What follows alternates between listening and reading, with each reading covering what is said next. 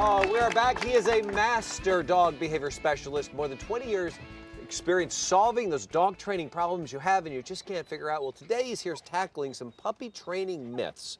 Welcome back, Brett Endies. It's nice to have you here. Good to see you. Last time you were here, you were talking with us about not giving dogs treats. Yes. Is that the same for? Well, It tell us is. about that. And you know, a lot of people rely too much on treats to train dogs. And what I find with my experience is that it ends up creating this dog that becomes too overstimulated because it's rewarding an excited mindset.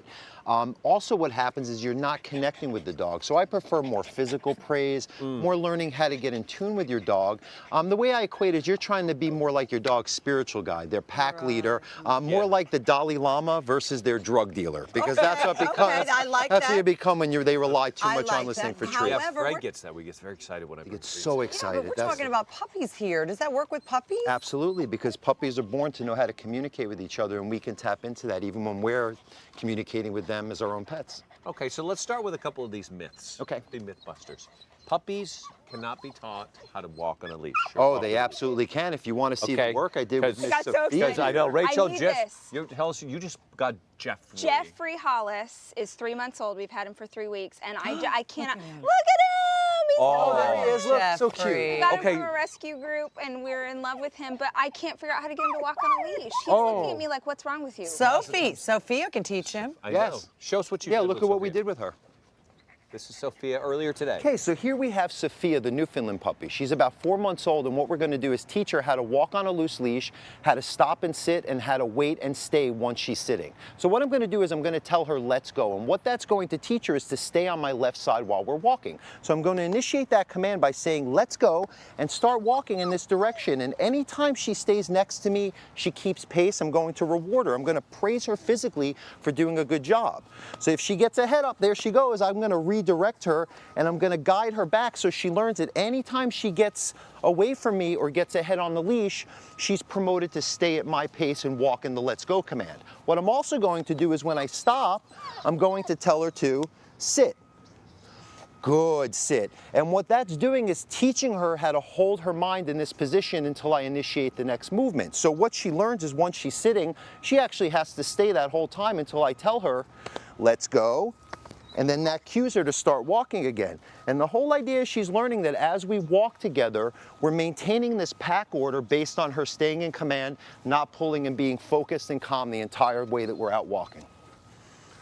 Look at that, and you did that just this morning. She's great. She's a quick learner. That's She's great. amazing. All right, myth number 2. Okay. You need to wait at least 4 months to have your puppy around other dogs. Yeah, I heard Oh, this you too. know, and I understand why a lot of veterinarians would recommend that because they're trying to prevent a dog from getting diseases or encountering another dog who may be sick. But what me as a behavior specialist ends up seeing are these dogs who are not exposed to enough people, other animals, or new environments at this early critical imprint stage. So now later on down the road, we have to do the work that really would have been much easier to do when they were young. So what I like to do is promote rational socialization. Teach the dog or have the owners take the dog out, you know, around other dogs who they know are vaccinated, to environments where they know are clean and safe. But to keep your dog from getting that exposure, even for those few extra months, you could really set them up for a lot of potential behavior problems down the road. Rachel, have you had your dog? No, I mean, this is great. So we do every Friday at my office is Dog Friday, and everyone brings their dogs. Oh, that's so and I haven't awesome. brought him because of this rule. So this is great for me to hear because I know and trust all of those dogs. And Jeffrey Yeah, would it's be fine. too. So Socialize that's a the great dog. tip It's for me. better. Yeah.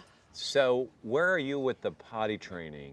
Oh, Mark, what did you bring up? I don't mean you Hard personally, thing. I mean the dog. No.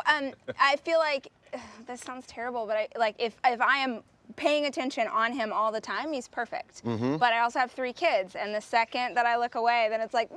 So there's that no. myth that you Yeah. can't train puppies. Yeah, to I mean, do he's potty great training. if I'm paying attention. And a lot of times we approach the potty training like if we gotta go, we gotta go, we would Yeah. excuse ourselves.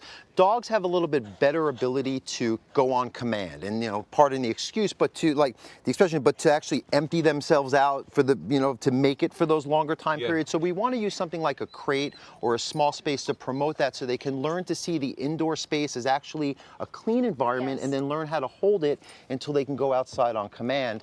And you'll see here what we did here with Biggie Smalls. We had worked on some potty training in our Biggie Smalls. a little bit earlier. Let's take a look. Okay, so here I am with Biggie Smalls, and we're going to teach him how to be potty trained.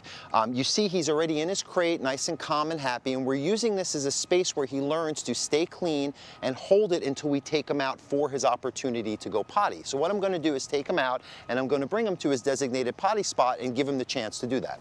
Hi, Biggie. And Biggie's a new dog, so I've only worked with him once before, so we're going to see how this goes. So let's take him out. Okay. I'm going to even lure him with the ball. Good. Just to get him out. And now we're going to give him a chance to go potty. So I'm going to give him the command, go potty. And I'm going to give him this space, and we're going to see what he does. Let's see if he takes advantage of the opportunity. Go potty. Go potty. Go potty. Go potty. So as you see, he's very distracted. A lot of dogs, sometimes it's hard for them to see that as an opportunity because they have other things on their mind. And the way he'll learn is that we'll come back in and we'll put him back in the crate for a couple more hours, and then we'll take him out and give him another opportunity to do it. So I'm gonna bring him back in. I'm gonna lure him to his kennel. Very good, very good. Good. Good, we'll wait till the next time. You know, I have to say real quick, because I adopted Fred. He was a Disney dog, and the trainers had trained him. And since 3 months old, when we got him, if I take him out, I go, take a break, because they leave the set and take a break. He'll go. And it's amazing. On command. And they all can if you teach them that way. It's a joy. But let me ask you this. Do you have to keep him in the crate all day? That makes me so sad with Right, him and a there. lot of people ask me that question. It Okay. is a temporary restriction of the space so they can learn to associate indoors as a place where they do not go to the bathroom, so eventually your entire house becomes one big crate. So what I always recommend is give the dog a lot of exercise, make sure you give him attention, you never use the crate as punishment. You're just even having him next to you, but it keeps him from sneaking off, like you're Yes, saying, that's and waiting exactly for that moment when you're not watching, because that's when they tend to get away with it. So. Hattie Mae, how are you with potty training? Well, Diva, she's trained. I had her. I got her in the circus.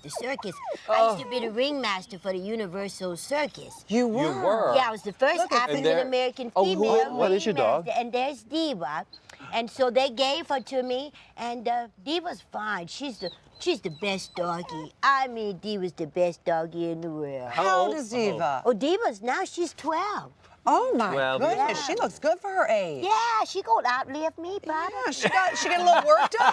No, she ain't getting nothing done. She ain't getting no Botox and nothing done. No, No. okay. That's just natural. That's natural That's beauty. God She given. got good skin. She got that good genes like me. Good Yeah, genes. she got, and just like Sophia here too. Sophia's very excited by you. I can tell. Yeah, right at first Hey, sight, she's in love with you. Sophia, hey, More information and advice from Brett by visiting thedogsavant.com. Follow him on his social media. Information is there on the bottom of your Listen screen. to her. There you go. And that's a great Next, finish. from Tyler Perry's new film, Boo, on Madea Halloween, Hattie Mae is here because Patrice still isn't here. She's here not it here. showed She's up. not. Yeah. I don't know. We gonna have to go look for her. Yeah, Yeah, we'll find her.